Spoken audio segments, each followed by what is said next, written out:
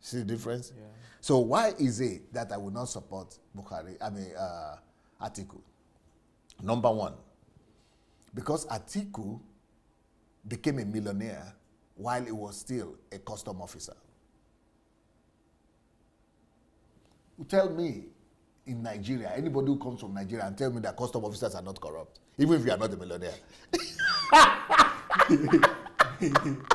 But for you to become a multi-millionaire in dollars as a custom officer, and you said you got, is that from your salary? Definitely. Who pays, what government pays that kind of salary? Definitely not. So I don't need to be told anything else. I think myself. So for me, I have my conclusion about Atiku. That is number one. Number two, if you are a sitting vice president and the international government are chasing you all over the world, America is chasing you, they want you to be repatriated, just like Ala Messiaga or whatever is there. Alai Messia. Alai Messiaga or whatever. Yeah, yes, the Alai. He's the same kind of guy. So that one, I'm not foolish enough for the whole world, America, to be saying you cannot come to the country. They even looked at his case in the Senate, in the Congress. And his business partner in America is a congressman. Was put in jail. He's still in jail till today. That's why he cannot go to America. The case is in Congress. Go to the United States Congress and type Atiku.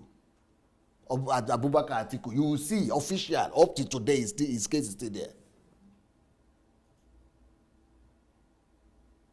So am I foolish to that extent to be able to elect that one? So okay, that's number two. Number three, some people say Obasanjo is corrupt.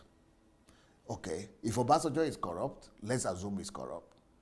But when they were together, Obasanjo and him. Even the corrupt Obasanjo was shocked at the level of corruption of Atiku. And he had to write a book. He had to, we wanted to actually impeach the guy when he was still there because it was an embarrassment.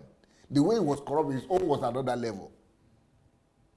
Number three, up to today, one of the reasons why we don't have electricity, because it was Obasanjo Atiku's government that spent 16 billion. Even though I don't blame them for that because electricity will cost more than 16 billion. But Atiku has a business that is connected to a refrigerator. He's the one importing refrigerator. Generator, sorry, I said refrigerator. Generator to Nigeria. Yeah. And that business is what is not allowing Nigeria to have electricity today. And you want to put him as president? Me, I know crazy. Oh. I wanted to say you crazy.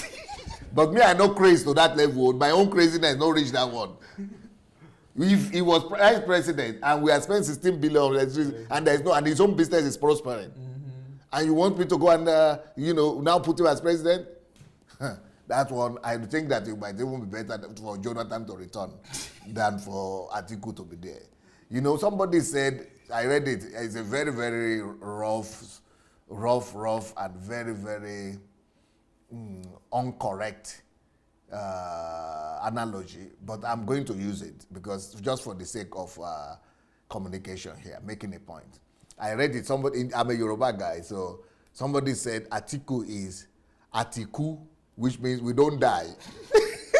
We are dead. If that become president is Atiku finish, I think that's exactly what's going to happen. And then the vice president, his own vice president candidate, is called Obi, but they said obituary. So after Atiku, the next thing that follows is obituary. Atiku means we are dead. Then what will happen after that is balsam. It's obituary. I would not like to use that kind of joke so much, but I saw it and I think I should just refer to it here because that is exactly the destiny that's waiting for Nigeria. Although my opinion of Obi is totally the opposite. I respect him a lot. I believe that he's one of the brightest minds that we have there in the country. But he's conflicting himself. It seems to be telling a lot of lies, but still, at least he has the passion in the right direction. I would rather make Atiku become retired and Obi the president. I would rather change the position. Let Obi become the president, to only not Atiku. If Atiku is in the team, kaput. In fact, I would have been campaigning against Atiku vigorously. He should be thanking his star that I'm not campaigning against him. And the reason why I'm not campaigning against him is just because of Buhari. His only competitor also is not very impressive. Otherwise, I would have been campaigning the way I campaigned against Jonathan the other time. But Jonathan, I've promised not to campaign for your Buhari. But at least Buhari has integrity, so I would rather let him remain. At least Buhari has started taking the economy in the right direction. I would rather let him remain. The projects that Buhari is finishing, they're overwhelming. The projects that have been standing for 30 years, the guy is finishing them. I mean, he's moving in the right direction. I would rather let Buhari remain than for him to be removed. Now, look at if you have not read the book of Obasanjo, okay, I have it here. Not the book, but the segment where he was talking about Atiku. Let me read to you what he wrote about Atiku in his book. So how will Obasanjo expunge? Okay, let's say Obasanjo wrote in his book about Atiku. He said, "What I did not know, which came to glaring later, was that Atiku had parental problem in his background. But that's not, for you don't, you have parental problem. That's not the problem. Anybody can have parental problem or bringing problem. That's what it is. But, but I will not blame him for that. But look at the real reasons why I believe that what Obasanjo wrote in this book was the plain truth. But what he now did to endorse Atiku was politics. And the facts prove that, because Americans, everybody, the facts prove that. So, but even when he endorsed Atiku, he didn't say what he said is wrong, or he cancelled what he had written in his book. He just said, if you ask me for forgiveness, I forgave him. So now let's read what he had written in the book, because what Obasanjo was actually saying, he was sending a signal to us that in those things and in those areas that concerning me personally, I have forgiven him. But what he's not saying, that he is expecting people who have brain to read, is that but when what is concerning his moral quality and weaknesses, I cannot stand for him. And what is concerning the nation, his sin against the nation, he cannot forgive. Only the nation has to forgive. You see? So what are the things that the evil that he has done against the nation, why I cannot, and nobody should ever vote for him? And the reason why Obasanjo did it anyway is because too much pressure from his was on him. But that is not even the reason. He's used to pressure. But the reason why he did that is because of the vested interest. He had his own vested interests. He had interests also that are not being satisfied by this present government. And this is the kind of government we need, that will not look at your eyes and give you things just because you are powerful. And that because he had his own way of defrauding Nigeria that has been stopped, and he wants it to continue. And we don't know the agreement that Atiku has given him and what Atiku has promised him. But he has definitely considered some things. And promise some things. And that is at the expense of the nation. So I would rather have Buhari to be there than Atiku. But let's see what Obasanjo wrote about Atiku concerning his attitude to the nation, not just to him. He said, Atiku has propensity for corruption. Propensity to corruption. It's just what do you call it? It's just not eagerness. It's just inclined. Is it inclined? An inclination. An inclination to corruption. It's just by all his. How would he not have inclination for corruption? That one I understand it, because he was a custom officer. Tell me anybody who was in custom officer and became a billionaire that who will not have the inclination or propensity for corruption. That is explainable to me. I don't even need the explanation for that one. Of course, that is understandable because it's facts proving. That is number one. Number two, Atiku has the tendency to disloyalty. I cannot prove that. But that disloyalty might be something personal. He was disloyal to him. So maybe you are forgiving him about that. But disloyalty also could be against the nation. And if you became a millionaire where you were a custom officer, I see disloyalty against the nation right there, bold. And also with the Mikano generator business. The generator business, is that not disloyalty against the nation? So next one. So Obasanjo can forgive his own, but he cannot forgive against the nation. The next one is his inability to say and stick to the truth at all time. That is, it means that he has moral issue. He has integrity issue. He's not a lover of truth. And for me, that is the biggest problem here.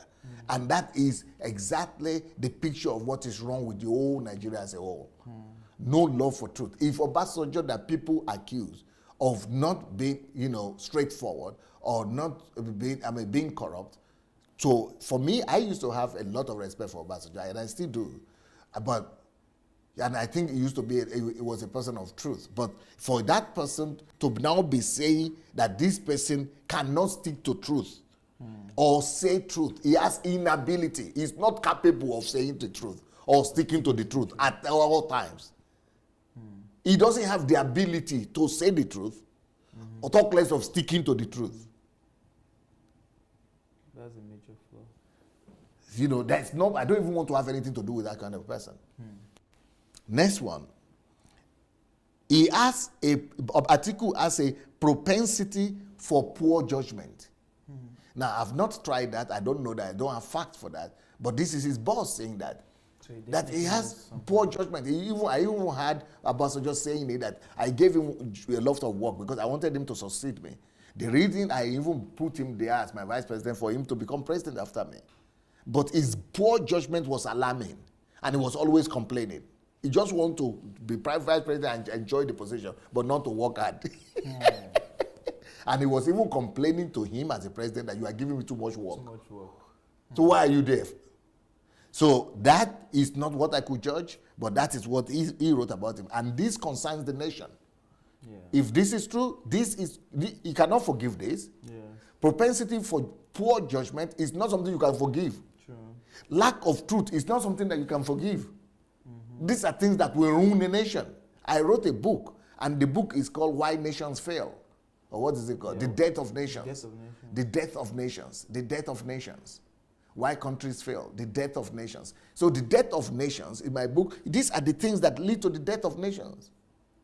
Lack of truth, poor judgment, it would bring the death of Nigeria. So I would rather support Buhari in that sense. Then another thing he's writing is his belief, Atiku's belief and reliance on marabouts. Marabouts, is that not bandits, or are they not thieves and bandits? They fall under the same category. Yeah. So he's relying on mafia, on bandits to resolve issue. Yeah. So, for example, he's going to send people after you. Hoodlums.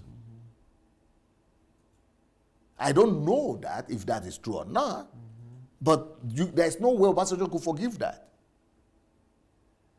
Because he's going to be using it against other people to silence his enemies. His lack of transparency. And how many people have listened to Atiku talk too much? That you can't see the transparency at all. Even though he's more eloquent than Buhari, but even Buhari talks more than him. Then his trust, Atiku has a trust and belief in money to buy his way out of all issues. That is, he has mammon problem. He's serving mammon, love of money, and trust in money. Corruption, that is what has led Nigeria to where it is right now. That money is the solution to everything. So those are major flaws that Obasanjo cannot just forgive. These things will haunt, they will haunt the nation. They will haunt and hurt the nation if he is elected. Then he says, Atiku is ready to sacrifice morality for the sake of money. That kind of person, these are qualities that doesn't qualify anybody to become president. He is ready to sacrifice morality, ready to sacrifice integrity, ready to sacrifice truth, and even national interest for self and selfish interest. And you will now be saying you forgave him when you are the one who said he is ready for money to sacrifice national interest. Even though, that settles it. Somebody said, oh, but you too got born again now. You were bad before and you got born again. Everybody can change. Yes, I was bad before. I got born again. But the grace of God did that. I didn't do that myself. Nobody can change himself by himself. You need the grace of God. But the last I heard, I've not heard that Atiku has received Jesus Christ as his Lord and Savior, and he has also received that grace that can change him the way he changed me. I've not heard that. Maybe if there is a news like that, forward the news to me. To know that he has accepted that grace that made him to change and to be told. But by human power, nobody can prevail. So these things are damning and too damning for me to now say I will support Atiku. I would rather support Buhari. Let him be. Let him finish his next term. If he doesn't finish, if he doesn't improve, it will be on. He will have to answer for it with his conscience for the rest of his life. But I see that what I feel is that Buhari is going to do much better in the second decade of his of his tenure than the first, and that he will be more confident, because during the time of the best we've ever had in Nigeria after return to civil rule is during Obasanjo regime. But you go and check it, the first 4 years of Obasanjo was worse than this. But the second 4 years of Obasanjo, it just took off. It took Nigeria to a new height. I think the same thing could happen with this man here. But let's see the question. I don't think I've even answered the question to the end. I think you already got to the second part of the question. Okay. Yeah. Read it again. All right. Or you want me to read? Since you said. Okay. You're So DSA, I know you to be very vocal with Nigerians' politics, especially how you compared, how you campaigned for Buhari last election. Sir, why are you silent now? I think I explained that one. You've answered Okay, that. okay. Then the next question is, secondly, I have watched all your interviews with the presidential candidates. I think I also answered that, right? Yeah. Some were impressing, while others were not, okay? I believe you are aware of the emergence of Atiku Abubakar as the PDP candidate and the endorsement he got from Obasanjo. What do you have to say about all this? Is there really hope for Nigeria? Thanks. If Atiku will come, there will be no hope for Nigeria. It will be Atiku and obituary, unfortunately. It means we don't die and obituary is waiting for us. But time has gone. Yeah.